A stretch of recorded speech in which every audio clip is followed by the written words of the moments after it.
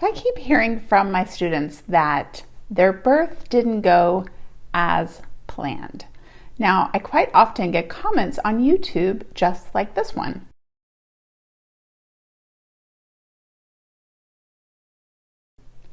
And it seems to me like many people must have a definite idea of how their birth will go.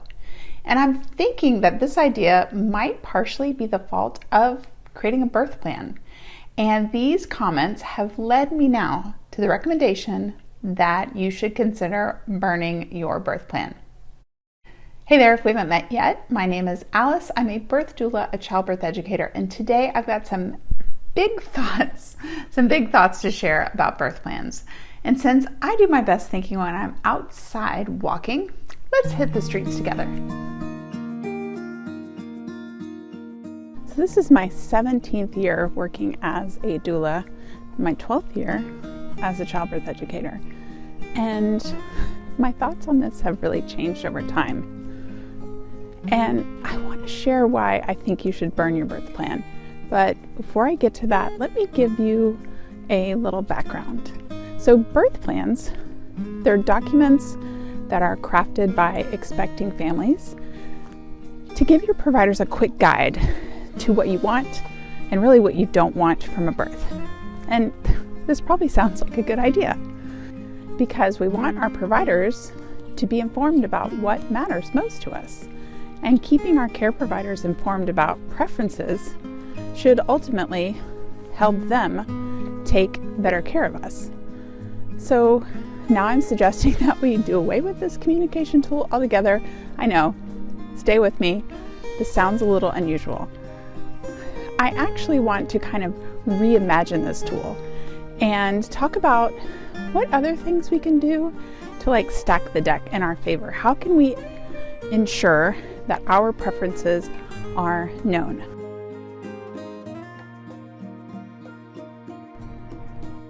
So the first thing I want to encourage you to do if you're expecting a baby is to really put some careful thought into choosing your place of birth and your provider. So ideally, you want to find a provider that supports the type of birth that you are interested in.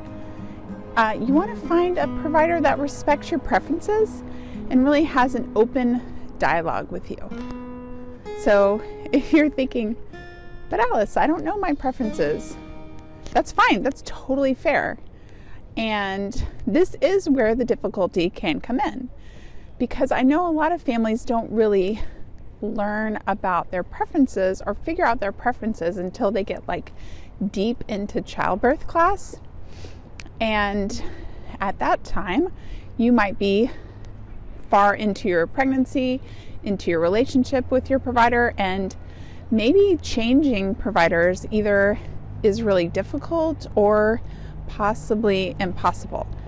And I've worked with so many families in this position where it's the more that they know, they start realizing that maybe they're not with the right person. And this is where sometimes the birth plan comes in, where people will start writing a birth plan with some preferences and ideas.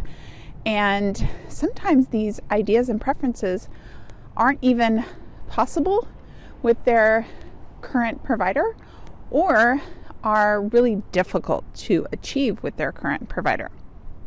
So let's say, for example, I worked with a family, I remember so clearly a few years ago, they wanted to avoid an induction. And they were with a provider and a practice, it was a group of OBs actually, that had a very high rate of induction, and they weren't doing medical inductions. They were really doing inductions that were not evidence-based. And my clients, they created a birth plan very clear about how they wanted low intervention, they were hoping to avoid an induction, and then they were still pregnant at their 40-week appointment and were given a lot of high pressure to induce. And they didn't really have much of a choice then, and they felt like their backs were up against a wall. Choosing a provider gosh, it's difficult and so important at the same time. So if we do, let's just say you're with a provider that supports your preferences, supports what you're looking for in birth, some of your preferences can actually not even be included in a birth plan because it's just the way they work. Like, I remember listening to a midwife pick up a birth plan from one of my clients where the plan said that they wanted to have limited vaginal exams, they wanted to move around in labor, and she read it and she said, well, we do everything here standard, so is there anything else you want to share? So it can be so much easier if you're with someone who is really supportive of what you're looking for. I know I'm being really direct here, but I've seen this go badly so many times, and I've worked with families who really aren't happy with their care providers during their pregnancy, and sometimes they believe that a good birth plan is going to make everything okay, but unfortunately it doesn't work out. So, and I know this is a really difficult situation sometimes with families. Choosing a provider that listens, that respects your choices, and practices evidence-based medicine is much more important than creating a birth plan, but sometimes hard to figure out as well. Another thing that we can do to help ensure that our preferences are known is to create a one sheet of preferences for our birth team. Okay, I know. You might be thinking, isn't this a birth plan? Well, it is similar, but it's also different. And the goal of this one sheet of paper is to give our nurses, our doctors, our midwives insight into how they can better support us. So on this document, I want you to include important information that they really need to know. If you have, say, fears of any procedures, if you have any past trauma, if you have any previous losses, if you have a history of sexual abuse, I would include any of that and all of that.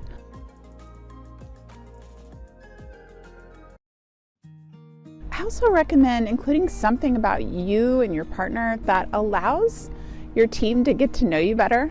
Something like, my partner and I like to laugh, so feel free to make any Seinfeld references that you can. Or, we love music. We might be playing some unconventional music. Please know that it brings us joy. Or, it takes us a long time to make decisions. So we're likely going to ask for some alone time if there is a decision that needs to be made. Or, please don't talk about pain. We know that pain will be present and we will ask for medication if we want it. I also recommend including your top priority. Top priority. So what is so important to you? Maybe something like, my top priority is immediate skin to skin with my baby. Or my top priority is not pushing on my back. My top priority is maintaining a calm space during labor. Or my top priority is making sure I still move around once I get an epidural. It could be anything like this, but just making sure that your top priority is known is going to be so helpful on this preferences page. So yes, my recommendation to you is to throw out this concept of a birth plan, replace it with careful selection of your provider and a birth preference sheet that you discuss with your provider way in advance of labor. So no matter what your preferences are for birth, I'd love for you to know your options when it comes to the pushing phase. So in just under 5 minutes, you can discover pushing options that are right here in this video. I feel like it's a must watch for my clients and my students, and I know you're going to benefit from it too.